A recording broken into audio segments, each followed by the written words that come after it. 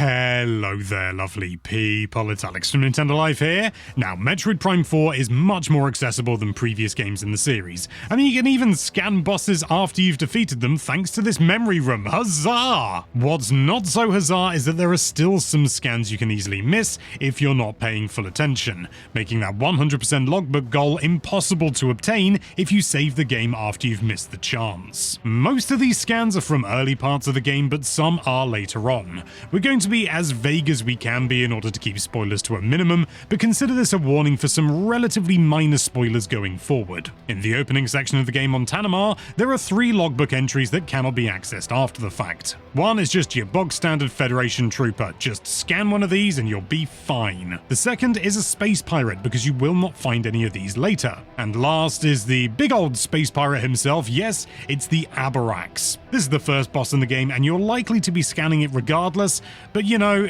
you can't get it later on, so just make sure you do, alright? Then once you get to Fury Green, you've got a few more to consider. First is a psychic container. These do appear later in the game as well, but they are finite and not exactly common, so really it's just best to nab this one first, and then you don't have to think about it. Next is the first boss's vine and pollen sac. Not the boss itself, you can rescan that, but the vine and pollen sac. Once you leave Fury Green, scan a green energy crystal cluster.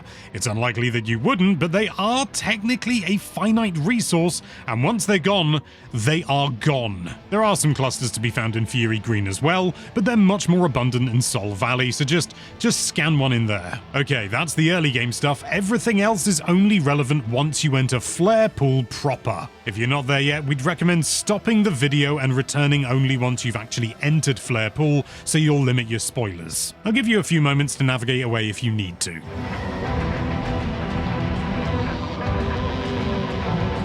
At one point in this area, you'll be facing off against this giant bad boy, the Hover Shuttle Transport. This is the only opportunity you'll get to scan this machine, so make sure you do. Once you've beaten the boss of Flare Pool, assuming you're curious enough to want to get all the upgrades, you'll no doubt come across this critter, the Swim Snatcher. This is the only example of this creature in the game, and if you don't scan it, you will miss out on getting 100%. Ask me how I know. And sort of lastly, you'll return to Flare Pool once again in your adventure, where you come up against this beastie, the Behemoth. Again, this is a one and done thing. If you don't scan it now, you will never be able to scan it again, so do not forget. If you've managed to get all the scans in the game before the, let's just call it endgame, you should only have 2 scans remaining. We're not going to explain what the endgame is for spoiler reasons, but the game will make you very aware of when that is, so don't feel like you're going to miss it and lock yourself out. From here, all we'll say is that sometimes one very obvious thing can actually have 2 logbook entries, and thus needs to be scanned twice. And with that, you should be able to avoid getting locked out of a complete logbook. Lucky you. Of course, the real challenge is scanning the rest of the more than 100 scannable items in the game that we haven't listed here. Good luck! Thank you so much for watching. If you like this video, then why don't you make sure you scan that subscribe button? It's not required for completion, but it is fun, and be sure to check out nintendolife.com for all sorts of lovely Nintendo-related content. Thank you again for watching. Bye-bye.